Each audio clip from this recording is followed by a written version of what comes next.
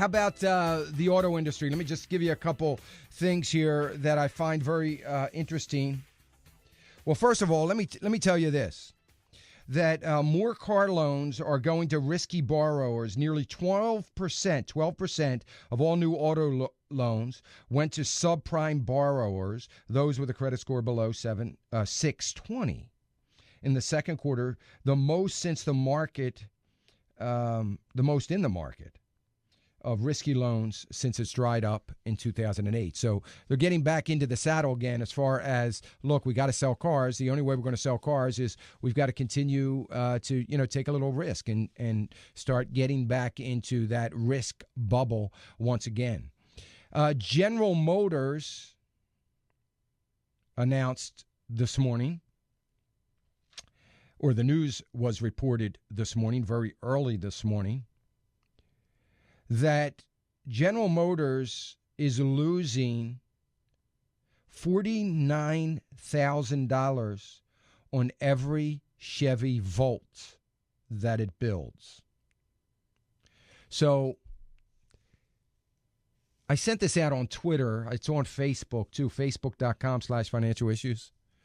And I basically said, so the mistake was they just need to sell the car for like $96,000 and they'd be able to make money on it. So that apparently is their mistake, but that was just my math. But nevertheless, so, it's a good thing we've had that push. I wonder why the plant shut down. Anyway, interesting. And this is, these are the kinds of things that happen when we look for the government and to try to really create demand, to try to say, look, we think the demand is this and we are going to create this demand because if we build it, they will come. That's the theory behind all that. Didn't work. It's not going to work. It's not going to ever work, frankly.